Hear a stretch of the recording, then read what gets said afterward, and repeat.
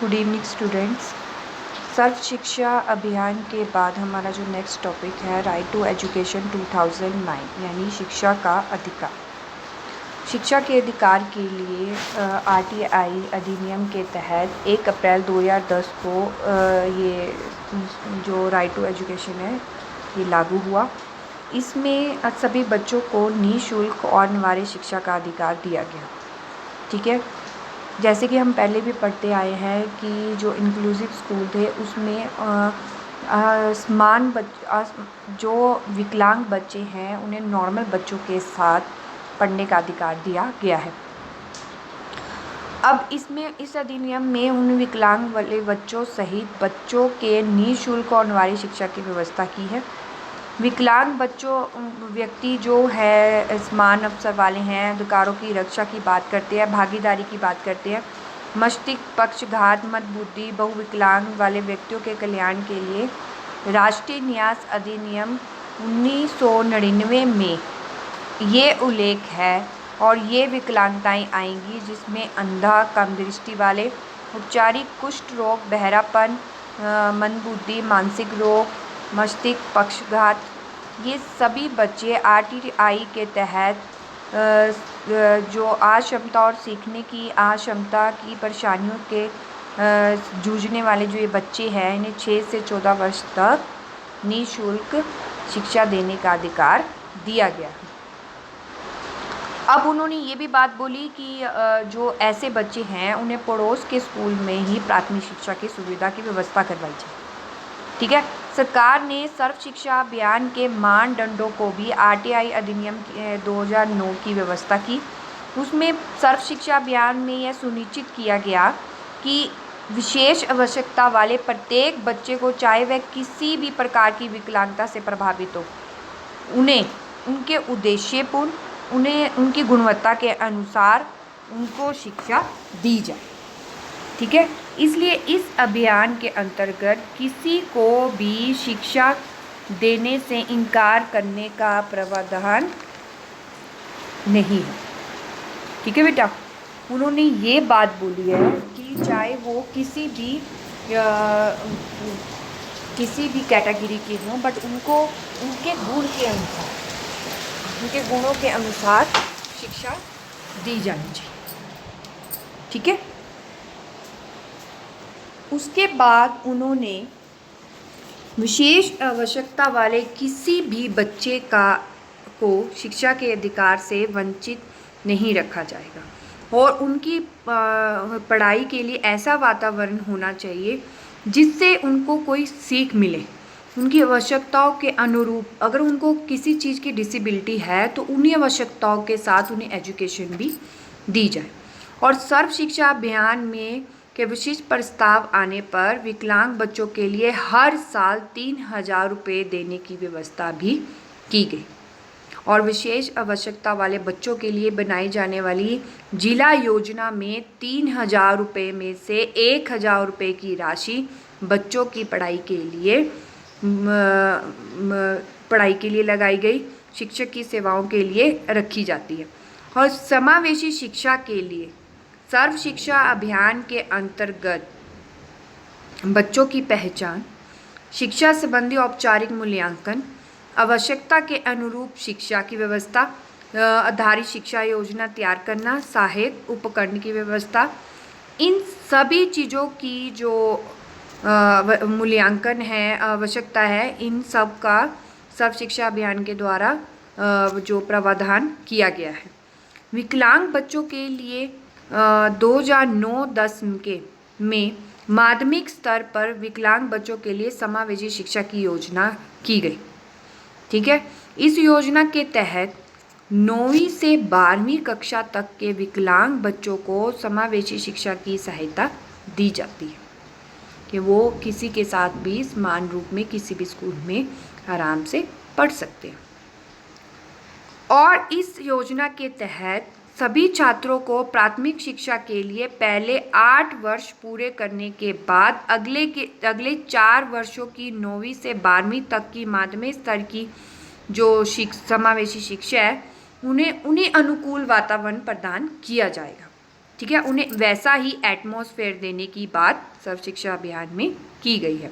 इस योजना के तहत प्राथमिक विद्यालयों के पास होने वाले सरकारी, नगरपालिका, सरकारी सहायता प्राप्त स्कूलों में माध्यमिक और उच्च माध्यमिक शिक्षा प्राप्त कर रहे जो भी उपर्युक्त अधिनियम है मानदंड के अनुसार एक या अधिक विकलांग इससे प्रभावित है, कि यानी कि चाहे वो गांव हो, शहर हो, कोई भी ऐसा बच्चा नहीं है जो सर्व शिक्षा अभियान के साथ ना जुड़ा हो। ठीक है, नेक्स्ट उन्होंने बात की माध्यमिक स्तर पर विकलांग बच्चों के लिए समावेशी शिक्षा के जो योजना बनाई उनके विभिन्न पहलुओं की। उन्होंने सबसे पहले बात की शिक्षा सामग्री का विकास होना चाहिए। ठीक है, उन्हें हर चीज़ की फैसिलिटी के साथ साथ शिक्षा मटेरियल, बुक्स, नोटबुक्स, ये सारी चीज़ों का धीरे धीरे विकास होना चाहिए। फिर उन्होंने सामान्य जो नॉर्मल विद्यालय के शिक्षकों को प्रशिक्षण देना, कि अब अगर उन बच्चों को पढ़ाना है जो नॉर्मल टीचर नॉर्मल बच्चों को पढ़ाते हैं, वो जो डिसेबिलिटी वाले बच्चे हैं उनके लिए स्पेशल टीचर्स को ट्रेनिंग दी जाए। और अगर चिकित्सा शिक्षा संबंधी आवश्यकता का मूल्यांकन करना चाहिए, स्कूलों को अवरोध से मुक्त रखना चाहिए, सहायक सेवाएं जैसे विशेष शिक्षकों की व्यवस्था करनी चाहिए। ठीक है, यानी कि जो प्रत्येक राज्य में चाहे वो मॉडल समावेशी स्कूलों की स्थापना का प्रावधान हो, चाहे विकलांगों से ग्रस्त लड़कियों पर विशेष ध्यान देने की बात हो, इन सब को इनके द्वारा सहायता दी जाती है, और ताकि वे माध्यमिक स्कूल तक वो बच्चे प्राथमिक स्कूल से माध्यमिक स्कूल तक पहुंच सकें। ठीक है, अब विकलांग लड़कियों के लिए 200 रुपये मासिक छात्रवृत्ति की व्यवस्था की गई है। योजना में ये सभी 100% जितने भी केंद्रीय सहायता है ये सब लड़कियों को दी जाती है, और योजना को लागू करने में विकलांगों की शिक्षा के क्षेत्र में हो, अनुभवी हो, गैर सरकारी हो, इन सभी का संगठन भी इनके द्वारा ही किया जाता है। अब इनमें सर्व शिक्षा अभियान के द्वारा इन्होंने छात्रवृत्ति की बात की है। यहाँ पर 2009 में सर्वेक्षण के अनुमान लगाया गया है कि जो 81 लाख बच्चे स्कूल नहीं जाते हैं। ठीक है, ये संख्या 6 से 13 वर्ष तक के आयु वर्ग के बच्चों की कुल संख्या जो है 4.28% के बराबर मानी जाती है। सर्वेक्षण से यह बताया गया है कि जो विकलांग बच्चे हैं उनकी जो कुल संख्या है वो है 28.95 लाख। ठीक है, जो बच्चों की कुल संख्या है 1.52% के बराबर। विकलांग बच्चों में स्कूल ना जाने वाले बच्चों की जो संख्या है वो है 34.12%। ठीक है, इतने बच्चे जो अभी तक इन स्कूलों से शिक्षा से वंचित हैं। ठीक है बेटा, फिर उन्होंने 2009 में एक कानूनी दस्तावेज लाए जिसमें 6 से 14 वर्ष तक के आयु के सभी बालकों को मुफ्त और अनिवार्य शिक्षा प्राप्त करने संबंधी अधिकार प्रदान किए गए। फिर 26 अगस्त 2009 को इस अधिनियम के तहत भारत के राष्ट्रपति द्वारा उन्हें अनुमोदित किया गया। 27 अगस्त 2009 को इन्होंने भारतीय सरकार के गजट में इसको प्रकाशित किया। इस अधिनियम की अनुपालना करने का जो दायित्व है वो भारत सरकार का है। न्यायालय मामलों के मंत्रालयों को सौंपा जाता है। फिर इनके अनुपालना 1 अप्रैल 2010 से प्रारंभ हो चुकी है। ठीक है, 1 अप्रैल 2010 से ये आरंभ हो चुका है। अब इस लिखित दस्तावेज के रूप में आरटीआई अधिनियम के तहत 2009 को निम्न 7 अध्यायों में विभक्त किया गया है। पहले अध्याय में उन्होंने इस अधिनियम के तहत इस पदावली को कानूनी अर्थ प्रदान किया। दूसरी में उन्होंने फ्री एंड कंपल्सरी एजुकेशन की बात की। तीसरे अध्याय में उन्होंने समुचित सरकार द्वारा स्थानीय प्राधिकरण तथा माता पिता के दायित्व की बात की, यानी कि ड्यूटीज अप्रोप्रिएट गवर्नमेंट की भी है, लोकल अथॉरिटीज़ की भी है और पेरेंट्स की भी है। साथ के साथ बताया था ना, इन सभी के सहयोग के बिना ये ये बच्चे उस लेवल तक नहीं पहुंच पाएंगे। इनको हर एक का सहयोग मिलना बहुत ज़रूरी है। फिर उन्होंने अध्याय 4 में responsibility of school and teachers की बात की कि इसमें विद्यालय और अध्यापकों का भी उत्तरदायित्व बहुत माना जाता है। अगर पेरेंट्स मानकर विश्वास कर कर बच्चों को स्कूल भेज रहे हैं तो उतना उससे डबल जो रिस्पॉन्सिबिलिटी है वो टीचर्स की है और स्कूल्स की है।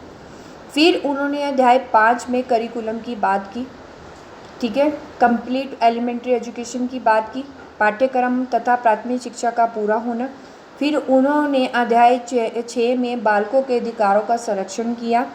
फिर अध्याय 7 में उन्होंने अंतिम भाग में शेड्यूल प्रदान किया जिसमें इस बात का उल्लेख हुआ कि इस अधिनियम के तहत एक विद्यालय के संचालन में किस प्रकार के मानदंड होने चाहिए, किस प्रकार का स्तर की उपेक्षा की जानी चाहिए। यानी कि इस अधिनियम के तहत पाठकों को यह सलाह दी जाती थी कि भारत सरकार की विधि और न्यायालय मंत्रालयों की वेबसाइट पर जाकर इंटरनेट के जरिए इन सामग्रियों के अध्ययन किया जाए, ठीक है।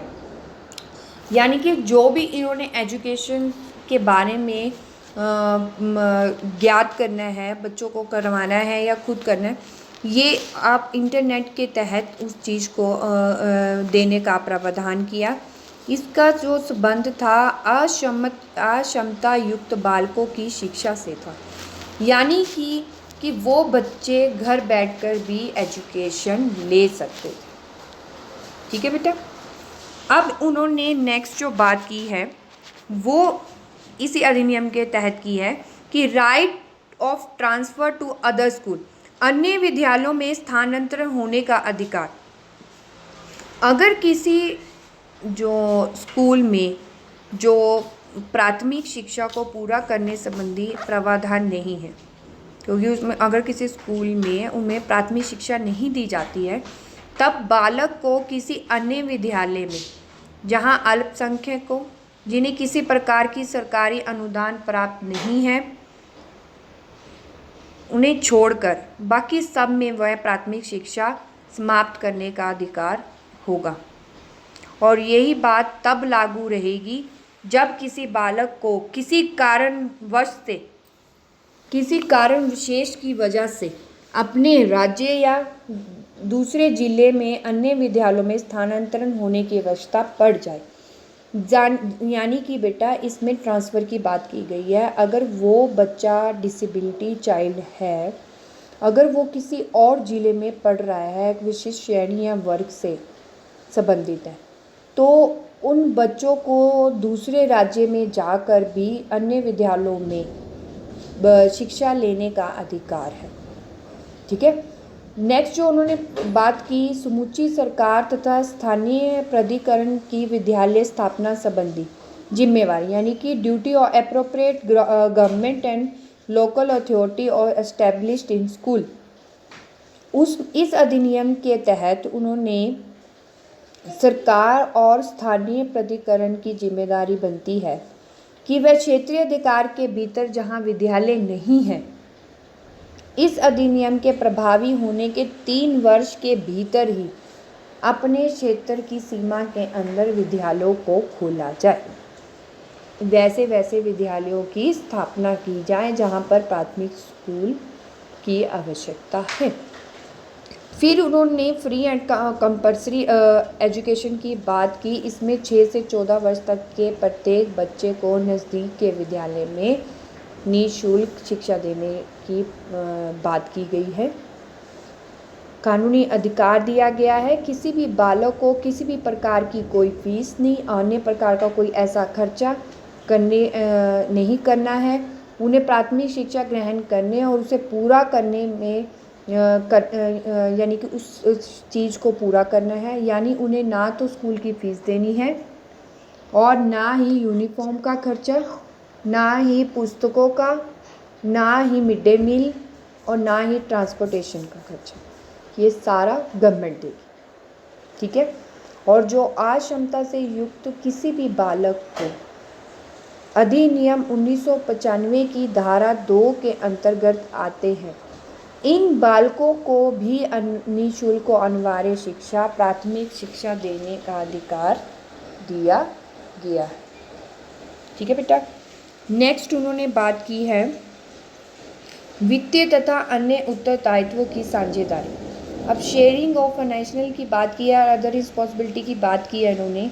इस अधिनियम में जो जहाँ तक उचित हो अनुपालना हेतु किसी भी प्रकार की वित्तीय संसाधन, जो फंड होते हैं ना, जैसे कोई फंड दे जाता है, कई साधनों किसी राज्य सरकार द्वारा दिया जाता है या फिर डोनेशन दिए जाते हैं, इनके द्वारा मिलजुल कर इन सब के सहयोग के द्वारा ऐसे स्कूलों की स्थापना की जा सकती है।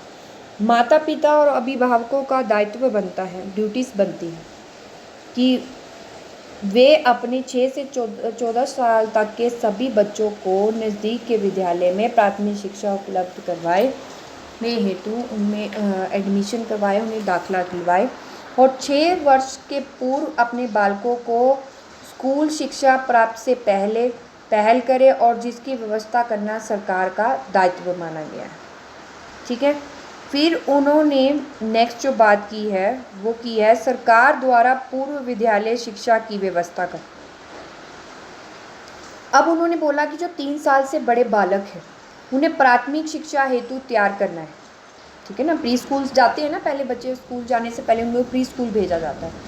उन्हें पूर्व बाल्यावस्था की जो देखभाल है, शिक्षा प्रदान करने के उद्देश्य हैं सभी बालकों को 6 वर्ष तक की आयु तक समूची सरकार द्वारा पूर्व विद्यालय शिक्षा प्रदान करने की व्यवस्था की गई। यानी कि जो भी वो प्री स्कूल में जो भी बच्चा बाल्यावस्था की देखभाल की जाएगी उसके बाद उन्हें 6 वर्ष तक की आयु तक समूचे सरकार सारा खर्चा उठाएगी। ठीक है। फिर उन्होंने प्रवेश के लिए आयु प्रमाण की बात की, एज प्रूफ मांगा जाता है ना। प्राथमिक शिक्षा हेतु बालकों के विद्यालय में जो एडमिशन करवाया जाता है उसमें उन्होंने उनकी आयु की निर्धारण, कई ऐसे होते हैं ना, ये तो हर जगह लगता है क्योंकि ये तो प्रूफ होता है, ये सर्टिफिकेट्स तक जाते हैं, बच्चों की एजुकेशन तक ये सारा जो डाटा है वो कलेक्ट किया जाता है, उसमें ये सबसे बड़ा प्रूफ माना जाता है। प्राथमिक शिक्षा हेतु जो बालक हैं विद्यालय में एंट्री करने से पहले उनकी आयु को निर्धारण यानी कि उनका डेट ऑफ बर्थ सर्टिफिकेट कानूनी रूप से प्रयोग में लाया जाता है। परंतु किसी भी अवस्था में अगर आयु का प्रमाण पत्र की उपस्थिति नहीं है तो विद्यालय में उन्हें निःशुल्क अनिवार्य शिक्षा, प्राथमिक शिक्षा के अधिकार से रोका नहीं जाएगा। ठीक है बेटा। मान लो किसी कारण से नहीं बन पाता है, जैसे कई बार डिलीवरी घर में होती है, गांव में रहते हैं लोग, कस्बों की बात है, जो नहीं पढ़े लिखे हैं वो ऐसे करते हैं कि वो अपने बच्चों के सर्टिफिकेट्स नहीं बनाते, फिर स्कूल में एडमिशन भी करवा लेते हैं। तो ऐसे लोगों के लिए भी उन्होंने ये प्रावधान किया है कि ऐसे बच्चों की शिक्षा को नहीं रोका जाए। ठीक है। नेक्स्ट उन्होंने स्कूल मैनेजमेंट की बात की कि जो विद्यालय प्रबंध समिति है वो चाहे विशिष्ट श्रेणी के हों, जब वर्ग में शामिल हो, चाहे अल्पसंख्यक वर्ग के विद्यालयों को छोड़कर एक विद्यालय प्रबंध समिति का गठन करना होगा। उन्होंने बोला कि ऐसी जो एक मैनेजमेंट बनाई जाएगी जिसमें स्थानीय समुदाय से चुने गए प्रत्येक प्रतिनिधि बालक को, माता पिता, विद्यालय में कार्यकर्ता, स्टाफ के लिए चुने हुए प्रतिनिधि को, इस सदस्यों को इसमें स्थान दिया जाए। ठीक है। विद्यालय में स्कूल मैनेजमेंट कमेटी बनाई जाएगी जिसमें उन्होंने ऐसी विद्यालय प्रबंध समिति का गठन करने को कहा गया है जिसमें माता पिता हों, उनके प्रतिनिधि बालकों के माता पिता, टीचर्स की, स्टाफ की बात की गई है और इन सभी को इसमें स्थान दिया जाएगा। नेक्स्ट उन्होंने विद्यालय विकास योजना, स्कूल डेवलपमेंट प्लान की बात की। प्रत्येक विद्यालय समिति विद्यालय विकास योजना निर्धारित मानदंडों के आधार पर बनेगी। ठीक है। मैनेजमेंट कोई रूल एंड रेगुलेशंस के हिसाब से सब कुछ तैयार होगा और इस प्रकार की निर्मित योजना ही सरकार का स्थानीय निकाय से अनुदान प्राप्त करने का आधार बनाएगी। यानी कि जो भी रूल एंड रेगुलेशंस बनेंगे स्कूल्स प्लान में, वो चाहे फीस स्ट्रक्चर्स की बात हो, बिल्डिंग की बात हो, ये सब इसमें प्रावधान करवाया जाएगा। ठीक है बेटा। नेक्स्ट जो उन्होंने बात की है वो की है अध्यापकों की नियुक्ति। अब अध्यापकों की नियुक्ति हेतु योग्यताएं व सेवा शर्तें। अब उन्होंने बोला है कि कोई भी ऐसा व्यक्ति जो केंद्र सरकार द्वारा किसी भी शैक्षिक प्राधिकरण द्वारा निर्धारित योग्यता यानी कि जिनकी अच्छी तरह सार्वजनिक शिक्षा पूरी हो चुकी हो, शिक्षक के रूप में उन्हें नियुक्त किया जाता है। उन्हें क्वालिफिकेशन के हिसाब से उन्हें नियुक्त किया जा सकता है। अध्यापकों को मिलने वाले वेतन, भाड़े और सेवा शर्तों से भी शिक्षक को भली भांति परिचित करवाया जाता है। प्रवेश हेतु किसी पर भी रोक नहीं लगाना। ठीक है कि एक बालक को विद्यालय में शिक्षक वर्ष शुरू होने के समय उस समय तक प्रवेश देने की प्रक्रिया चालू रहेगी जब तक प्रवेश संबंधी नियम इजाज़त देते हैं। ऐसी अवधि समाप्त होने के बाद किसी भी विद्यालय में किसी भी बालक के प्रवेश को इनकार नहीं किया जाएगा। मान लो जैसे लेट सबमिशन होती है, कई बार मान लो होते हैं ना स्कूलों में, किस डेट तक लास्ट एडमिशन डेट ये है, फिर उसके बाद भी उन्होंने बोला कि अगर कोई ऐसा बच्चा आता है तो उन बच्चों को स्कूल में एडमिशन देने से नहीं रोका जाएगा। और परंतु प्रवेश अवधि की जो समाप्ति के बाद प्रवेश पाने वाले इस विद्यार्थियों को अपनी पढ़ाई ठीक तरह उचित प्रयत्नों के हिसाब से करनी होगी और विद्यालय द्वारा उसे उचित सहायता उपलब्ध भी करवाई जाएगी। नेक्स्ट उन्होंने बात की बालकों के शारीरिक दंड और मानसिक उत्पीड़ना देने पर रोक। उन्होंने बोला किसी भी प्रकार का कोई फिजिकली पनिशमेंट नहीं दी जाएगी, उन्हें कोई मेंटल हरासमेंट नहीं की जाएगी। ठीक है, क्योंकि वो तो पहले डिसेबिलिटी चाइल्ड है, उन बच्चों के साथ किसी भी तरह का कोई मेंटली टॉर्चर नहीं किया जाएगा। प्राथमिक शिक्षा में के तहत इन बालकों में विद्यालय में किसी प्रकार का भी कोई फिजिकली पनिशमेंट या मेंटल हरासमेंट से नहीं गुजरना होगा और उन्हें ऐसा व्यवहार करने वालों के प्रति उचित शिक्षकों के प्रति उचित कार्रवाई की जाएगी। ठीक है, ऐसे और भी उन्होंने बात की है। उन्होंने अध्यापक विद्यार्थी अनुपात की बात की, पाठ्यक्रम मूल्यांकन की बात की, फिर उन्होंने अध्यापकों द्वारा प्राइवेट ट्यूशन देने का भी प्रबंध करवाया। उन्होंने जो अक्षमताओं से युक्त व्यक्तियों के लिए निर्मित राष्ट्रीय नीति 2006 से अक्षम बालकों की शिक्षा के प्रति भी कई कदम उठाए हैं। उन्होंने ministry of social welfare and empowerment द्वारा जारी किया है कि उन्होंने एक ऐसे पुनर्वास की यानी कि ऐसा राष्ट्रीय नीति की बात की है जिसमें उन्होंने अक्षमता युक्त व्यक्तियों के लिए राष्ट्रीय नीति का निर्धारण किया है, जिसमें उन्होंने विशेष प्रवेश, राष्ट्रीय नीति कथन, हस्तक्षेप के मुख्य क्षेत्र, कार्यान्वयन की जिम्मेवारी, इन सब के बारे में उसमें एक्सप्लेन किया है। नेक्स्ट जो हमारा है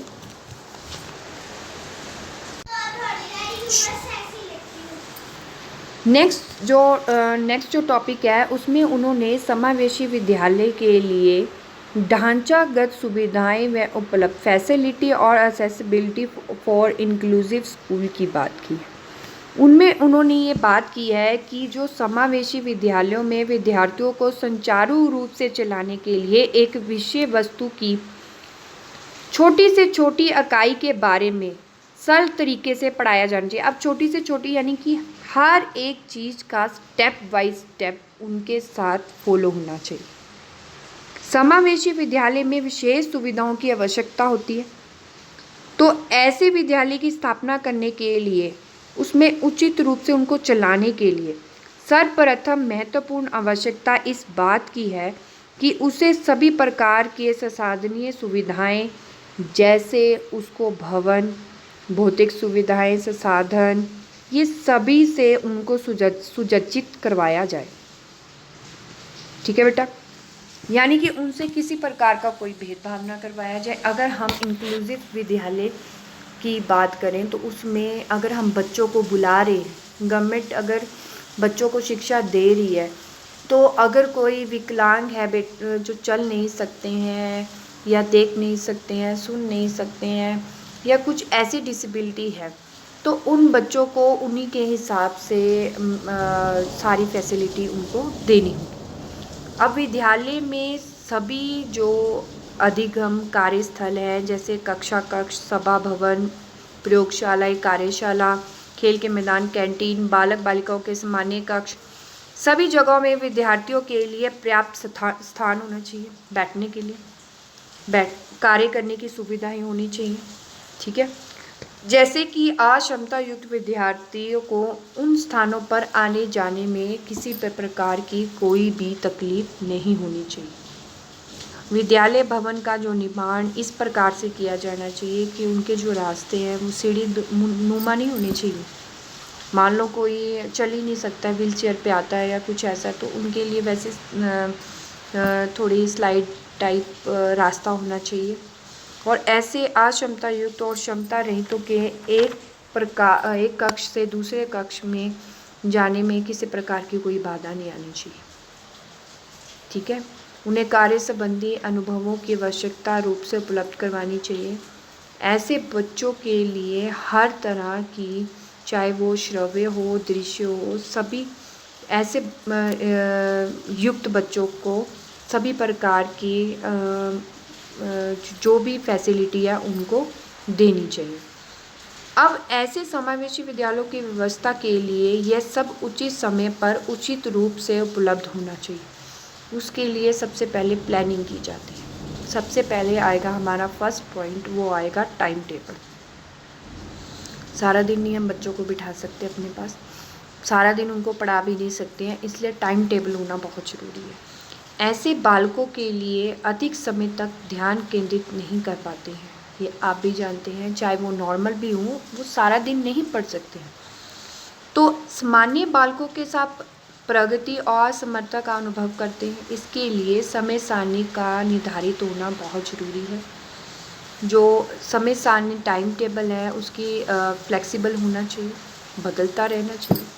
पीरियड छोटे होने चाहिए, बीच में गेम पीरियड होना चाहिए, एक दिन yoga classes, music classes, painting classes, ऐसी फैसिलिटी यानी कि फ्लेक्सिबल होना चाहिए। संभव है कि अगर बालक किसी